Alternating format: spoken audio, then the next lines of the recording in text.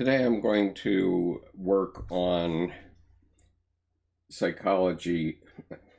Today I'm going to work on Psychological Types by Dr. C.G. Jung. This is volume 6 of the Collected Works of C.G. Jung, published by Princeton University Press. This book is quite heavy. It's one of his early books, published in 1921.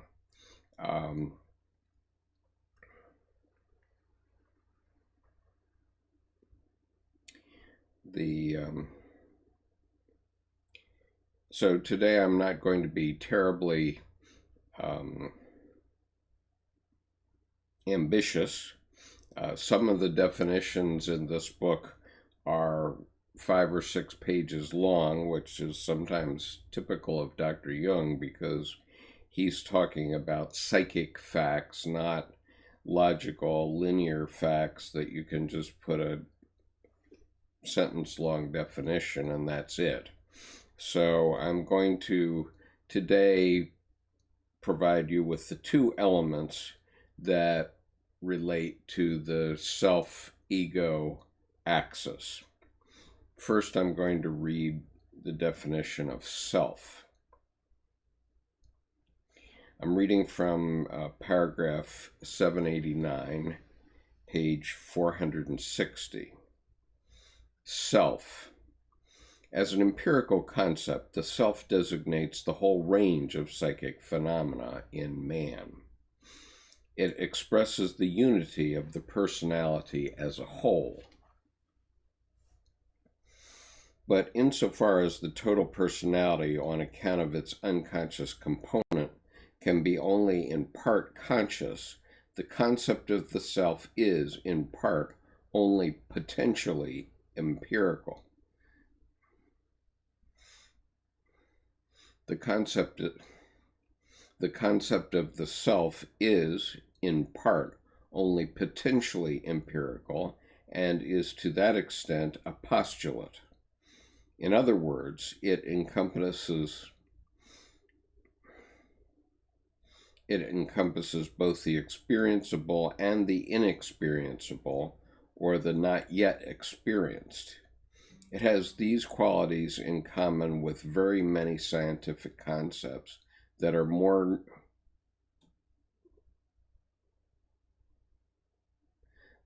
names than ideas.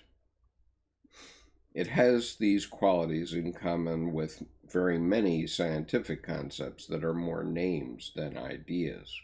Insofar as psychic totality, consisting of both conscious and unconscious contents, is a postulate, it is a transcendental concept, for it presupposes the existence of unconscious factors on empirical grounds, and thus characterizes an entity that can be described only in part, but, for the other part, remains at present unknowable and illimitable.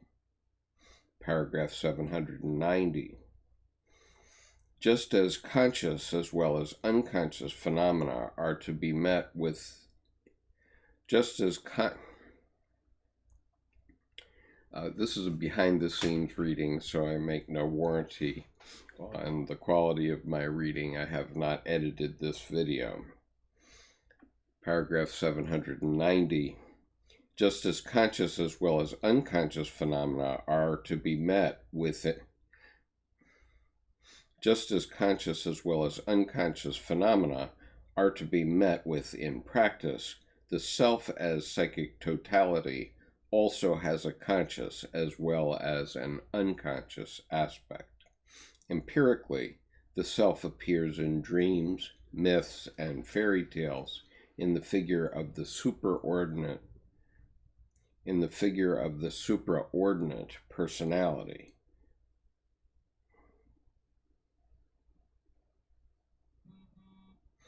Such as a king, hero, prophet, savior, etc., or in the form of a totality symbol, which as the circle, square, quadratura, circuli, cross, etc. When When it represents a complexio oppositorum, a union of opposites, it can also appear as a unified duality, in the form, for instance, of Tao as the interplay of Yang and Yin, or or of the hostile brothers, or of the hero and his adversary, arch-enemy, dragon. Or of the hero and his adversary, arch-enemy, dragon, Faust and Mephistopheles, etc. Empirically, therefore, the self appears as a play of light and shadow, although conceived as a totality and unity in which the opposites are united. Although conceived as a totality and unity in which the opposites are united. Since such a concept is irrepresentable, tertium non datur, it is transcendental on this account also. It would, logically considered, be a vain speculation were it not for the fact that it would, logically considered, be a vain speculation were it not for the fact that it designates symbols of unity that are found to occur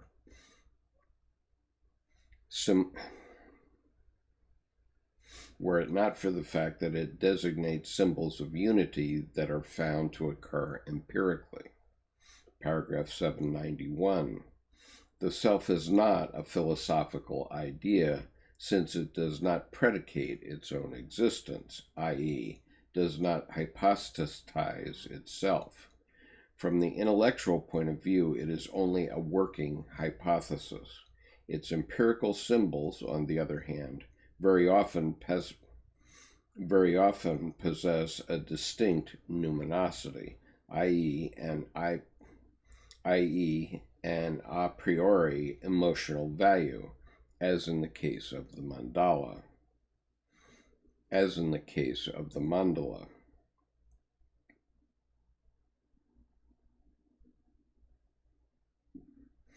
Examples are mentioned in literature: Deus est circulus, the Pythagorean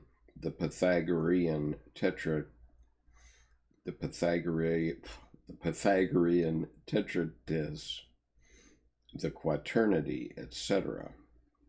It thus proves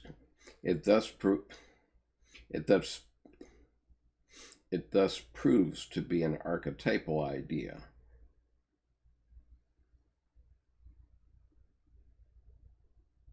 Or image, which differs from other ideas of the kind in that it occupies a central position befitting the significance of its content and its numinosity.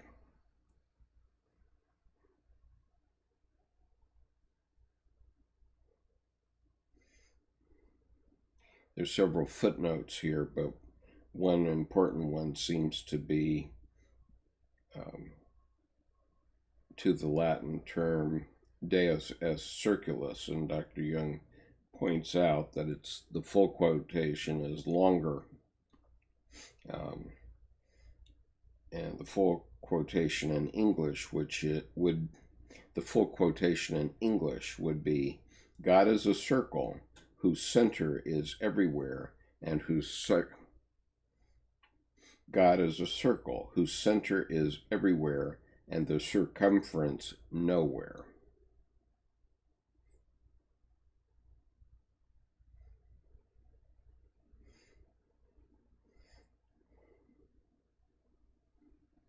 This quote comes from A Psychological Approach to the Dogma of the Trinity.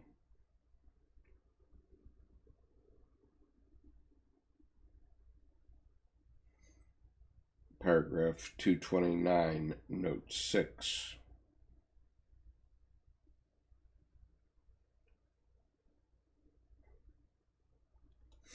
And then I wanted to go back and read the definition of the ego. So let me do that as well. That's much shorter because the ego is smaller.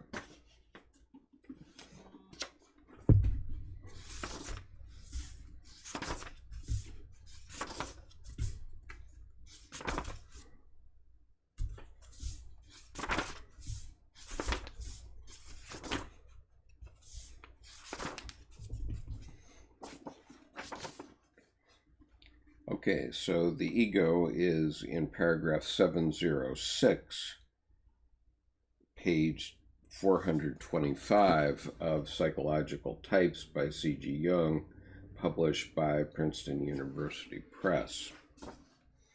Ego. By ego, I understand a complex of ideas which constitutes the center of my field of consciousness and appears to possess a high degree of continuity and identity. Hence, I also speak of an ego complex. The ego complex is as much a content as a condition of consciousness. For a psychic element is conscious to me only insofar as it is related to my ego complex. But inasmuch as the ego is only the center of my field of consciousness, it is not identical with the totality of my psyche, being merely one complex among other complexes. I therefore distinguish between the ego and the self. Since the ego is only the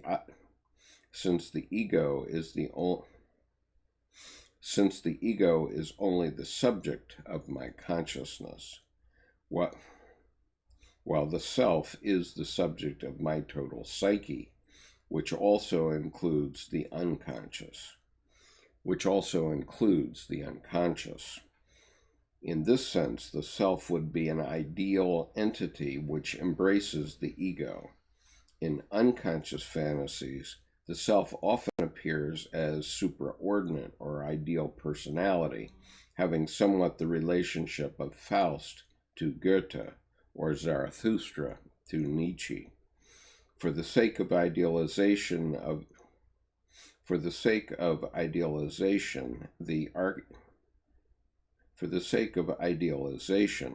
the archaic features of the self are represented as being separate from the higher self, as for instance Mephistopheles in Goethe, Epimetheus in Spitaler, and in Christian psychology the devil or Antichrist. In Nietzsche, Zarathustra discovered his shadow in the ugliest man. Okay, so I got those definitions read in, and tomorrow I'm going to undertake the soul, probably, which is a 7-page undertaking, but I have to put aside an hour or so to read that. If there are any questions of the people now viewing this live stream, please put them in the chat now. I'll be happy to respond to you. Otherwise, I'll terminate this live stream. Any questions at all? Let's see.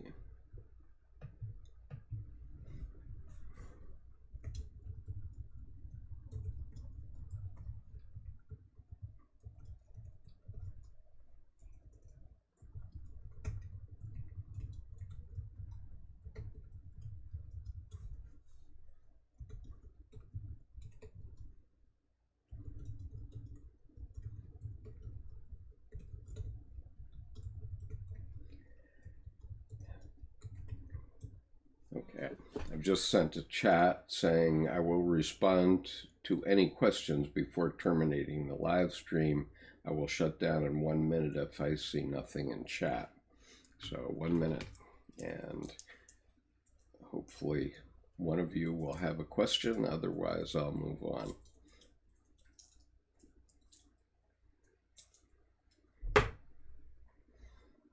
"45 seconds left to present a question. Otherwise, I'll see you on maybe tomorrow for the discussion of the soul, which is a rather long one, or Monday evening for the regular Monday evening reading group. Okay, 15 seconds. All right. Not seeing any questions. Say hi if you want to ask a question. 5 seconds left. Okay, I'm going to shut down and I will see you tomorrow.